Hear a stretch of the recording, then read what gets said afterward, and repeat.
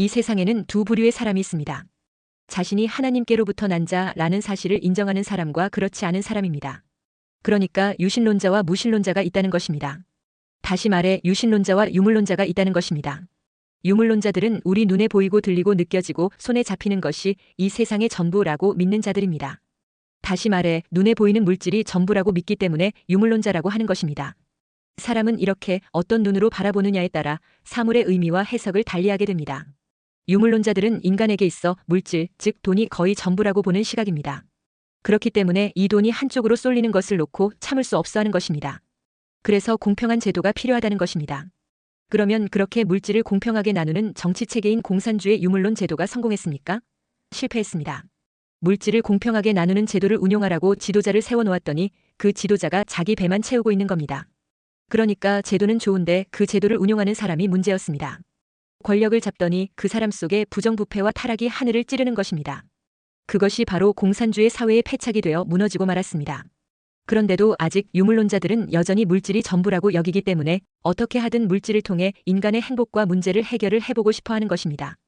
그래서 망한 공산주의 제도를 수정해서 사회주의로 발전을 시켜서 오늘날 좌파들은 여전히 사회주의 세상을 꿈꾸고 있는 것입니다. 그런데 사회주의 역시 공산주의의 폐해를 그대로 답습하고 있는 것입니다. 좌파 사회주의자들은 입만 열면 평등과 사회정의를 부르짖고 약자와 노동자가 제대로 대우받는 좋은 세상을 만든다 하면서 이슈를 선점합니다. 그래서 많은 젊은이들과 지식인들이 좋게 여기면서 관심과 지지를 보내기도 합니다. 좌파들은 좋은 세상 만들기 위해 세상에 폐해를 끼치는 자본주의로 인한 부패와 타락상을 사람들에게 주지시키기에 열심을 냅니다. 그래서 공산주의에서 이용했던 선전선동 기법을 그대로 들여와서 사용합니다. 그렇기에 좌파는 언론과 방송과 사회운동을 적극 활용합니다. 그래서 언론과 방송과 시민단체에 뿌리 깊이 파고들어서 그 세계를 먼저 장악합니다. 특히 그 국가와 사회의 언론과 방송을 완전히 장악하기 위해 장기적인 진지전을 펼칩니다. 1년에 장악이 안 되면 5년을 시도하고 5년에도 안 되면 10년을 파고듭니다. 전쟁에서 진지를 구축하고 파고들어 전선을 장악하는 것처럼 파고드는 것입니다. 그래서 이것을 진지전이라고 합니다. 언론 방송계, 법조계, 정치계, 노동계, 학교 등 모든 분야에 파고들어 중요 정책과 방향 설정이 가능한 자리에 좌파 인물이 자리 잡도록 만드는 것입니다. 이렇게 해서 좌파들은 유럽이나 미국, 심지어 우리나라까지 장기적인 진지전을 펼쳐왔습니다. 그래서 좌파들은 국가의 중요 기관의 요직에 사회주의 좌파 가치관을 가진 자들이 뿌리 깊게 정착하게 만들었습니다. 그렇기 때문에 요즘 선거 때마다 여론조사가 틀리는 현상이 벌어집니다. 여론조사와 언론에 이미 편향된 사람들이 들어가 장악했다는 반증인 것입니다. 자기 진영에 유리한 여론조사를 내놓고 거기에다 그 틀린 여론조사를 기초로 언론을 통해 국민들에게 각인을 시켜버립니다. 그리고 그 상태에서 부정선거까지 완성시켜버리면 힘들이지 않고 좌편향 세상을 쉽게 만들 수 있는 것입니다. 트럼프는 2016년 대선에서 트럼프가 크게 우세한 상황인데도 여론조사에서는 늘 힐러리가 3%에서 10% 이상 압도적이라는 발표가 계속 나왔습니다. 그러나 트럼프가 실제 투표에서 압도적인 표를 얻어 부정 조작이 먹혀들지 않도록 만들어 당선되어 버렸습니다. 그러자 2020년 대선에서는 아예 좌파 민주당이 여론조사 조작은 말할 것도 없고 미국 50개 주 가운데 30개 주에 중국산 개표기와 도미니언 프로그램을 공급했습니다. 이것을 누가 공급했느냐 하면 민주당 낸시 펠로시의 남편 회사에서 공급했다는 것입니다. 그리고 사전투표를 통해 대대적인 부정을 저질렀는데 미국 시민권이 없는 불법 이민자들에게 무조건 대선 투표에 참가할 수 있게 해주었습니다. 이런 불법적인 방법으로 민주당의 몰표가 가도록 만들었습니다. 이것이 가능하도록 투표할 때 신분증 제시 없이 투표가 가능하도록 했다는 것입니다. 그리고 중국에서 만든 가짜 투표지가 대만과 한국과 멕시코와 캐나다를 통해 경합주에 집중 투입되도록 하여 바이든이 승리하도록 만들었습니다. 그 후 트럼프 선거 캠프에서 부정선거의 수법에 대처하는 방법을 강구하던 중 한국 시민단체의 부정선거 감시운동에 대한 경험을 듣게 됩니다. 그래서 지난 2024년 대선에서 트럼프는 공화당 선거 캠프에서 부정선거 방지를 위해 대책을 강구하게 됩니다. 그래서 법원의 공정투표를 위한 조치가 취해지도록 법적 조치를 강구하여 부정선거 여지를 대폭 줄였습니다. 이렇게 나오자 좌파 성향의 미국 대부분의 언론 방송은 지금 트럼프가 대선에서 떨어질 것을 우려하여 부정선거 의혹을 제기하고 있다고 보도했습니다. 그러나 트럼프 선거 캠프와 공화당은 민주당 좌파가 여론조사와 사전투표에서 부정투표지 대량 투입 등을 준비했다는 것을 알고 있었습니다. 그래서 미국 공화당은 한국의 부정선거 감시단이 했던 것처럼 10만 명 이상의 부정선거 감시단을 가동시켰다고 합니다. 이렇게 철저히 감시하며 제동을 걸자 좌파의 부정선거 전략이 제대로 먹히지 못했던 것입니다. 이렇게 공화당에서 부정선거 방어를 잘한 덕택에 민심이 제대로 반영되어 트럼프 당선이 무난하게 이루어졌다는 것입니다.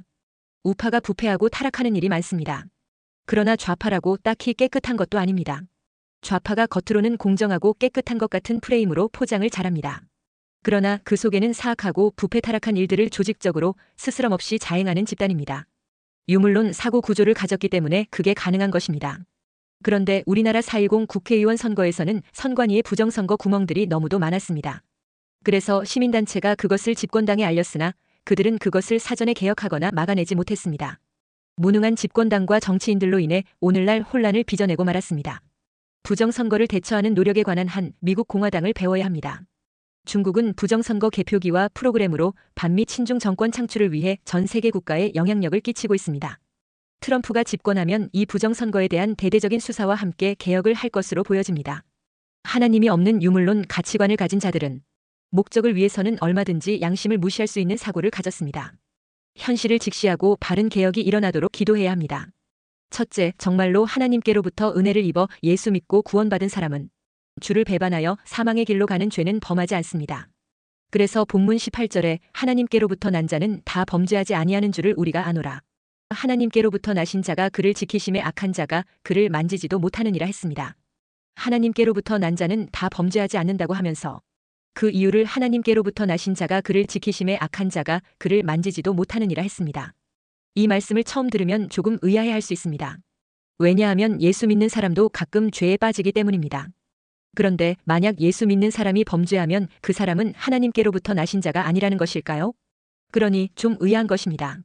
또한 하나님께로부터 나신 자가 그를 지키심에 악한 자가 그를 만지지도 못하게 한다면 하나님께로부터 난 자는 세상을 사는데 아무런 어려움이 없다는 말이 되는가 싶은 것입니다. 믿는 자를 하나님이 그렇게 지켜주신다면 왜 예수 믿는 사람에게 환난과 핍박이 오는 것인가 하는 의문이 드는 것입니다. 그러므로 우리는 성경을 바르게 해석을 잘해야 합니다. 우리는 성경 말씀을 전체의 맥락 속에서 볼 수 있어야 합니다. 그리고 이 말씀이 정말로 강조하고자 하는 바가 무엇인지를 바르게 알고 이해해야 합니다. 그러니까 여기서 하나님께로부터 난 자는 다 범죄하지 않는다는 것은 앞에서 말한 사망에 이르는 죄를 범하지 않는다는 의미가 되는 것입니다. 16절에서 사망에 이르는 죄가 있으니 했습니다. 16절에서 누구든지 형제가 사망에 이르지 아니하는 죄 범하는 것을 보거든 구하라 했습니다. 그가 범죄한 것을 놓고 회개하고 기도하면 용서해 주시고 영생의 생명에서 끊어지지 않도록 은혜를 주신다는 것입니다. 그러니까 참으로 예수님을 믿는 사람이라 해도 죄를 지을 수 있다는 것입니다.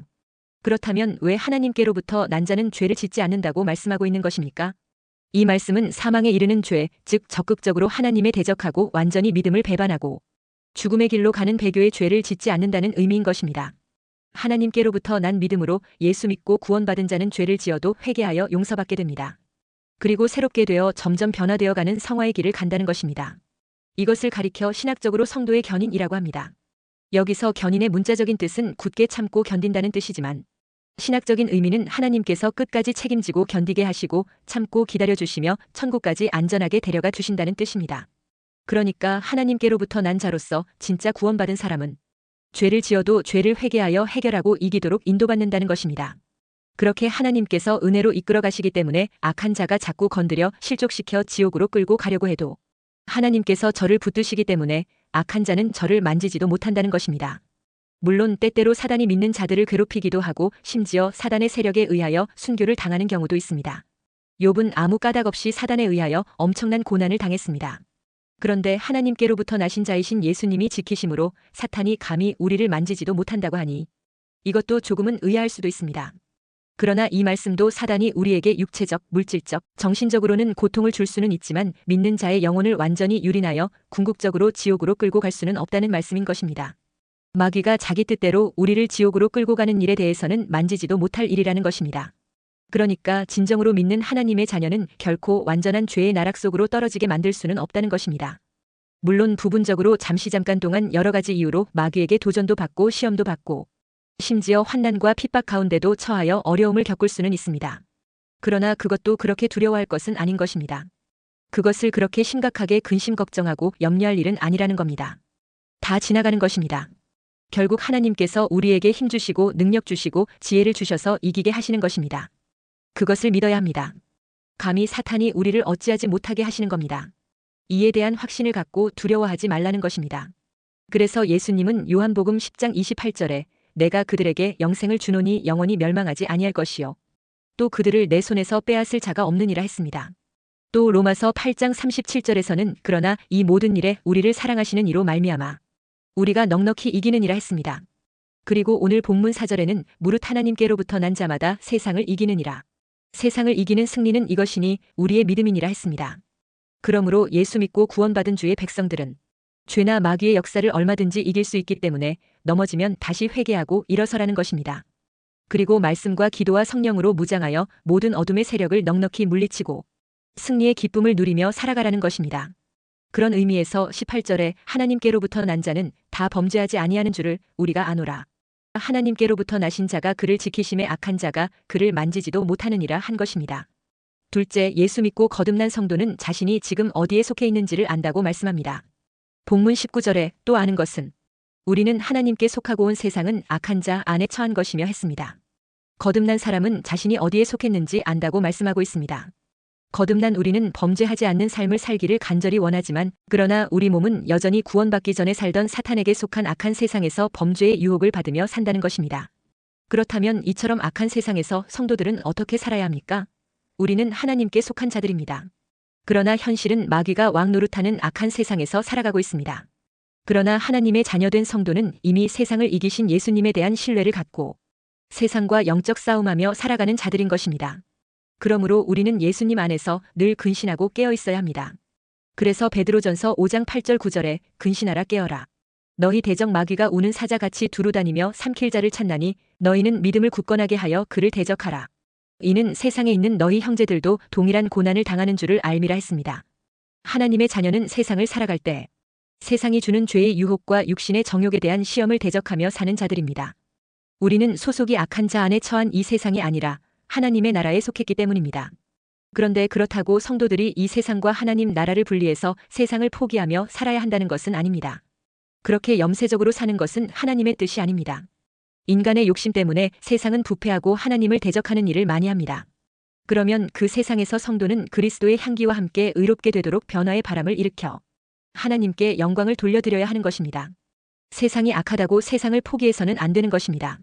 그러므로 우리는 예수님의 복음의 능력으로 세상 속에서 빛과 소금으로 살아가야 합니다. 그것이 쉽지 않기 때문에 영적인 싸움을 해야 하는 것입니다. 그러므로 우리가 알아야 할 것은 우리는 하나님께 속한 자라는 사실입니다. 우리가 살아가고 있는 세상은 악한 자의 권세 아래 있습니다. 공중의 권세 잡은 자가 이 세상을 악으로 지배하려고 합니다.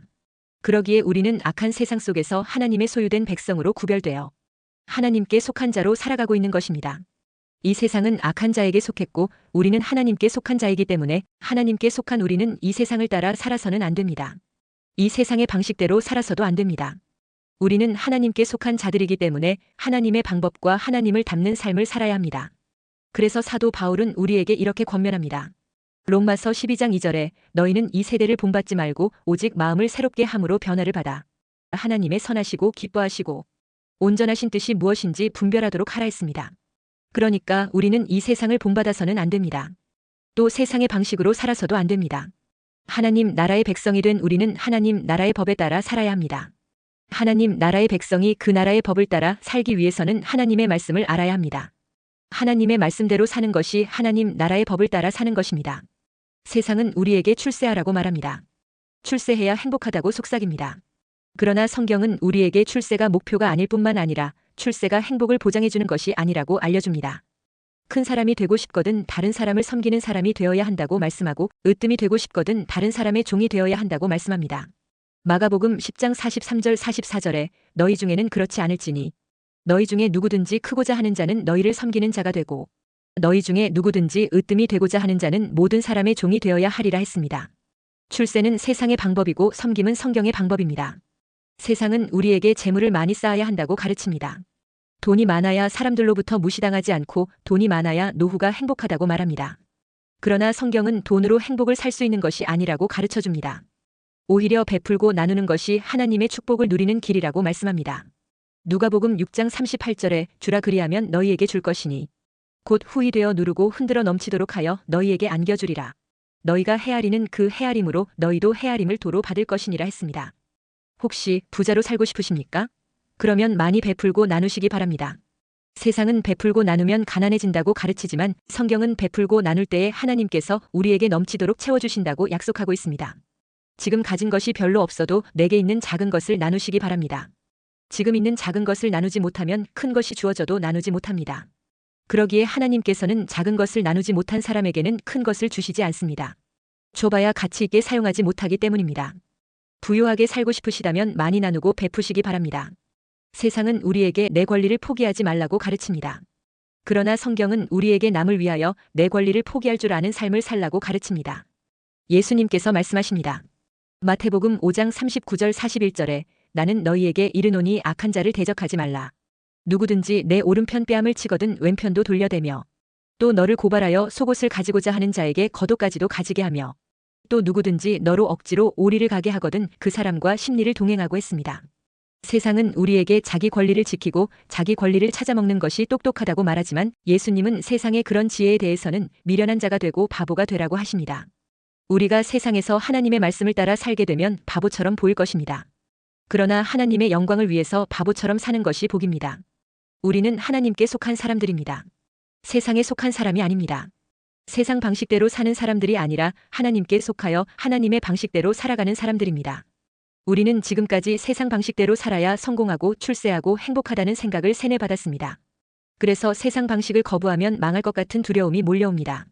그러나 이제 세상 방식을 버려야 합니다. 하나님의 방법대로 살고 하나님의 말씀을 따라 살아가는 믿음의 사람이 되시기를 축원합니다. 셋째, 우리가 아는 것 중에 가장 중요하고 기본적인 확신은 예수 그리스도를 알고 믿음으로 영생을 가졌다는 사실을 붙잡는 것입니다. 우리가 똑똑하고 잘나서 예수님을 주와 구주로 믿은 것이 아니라 예수님이 우리에게 깨닫는 지각을 주셨기 때문이라고 말씀합니다.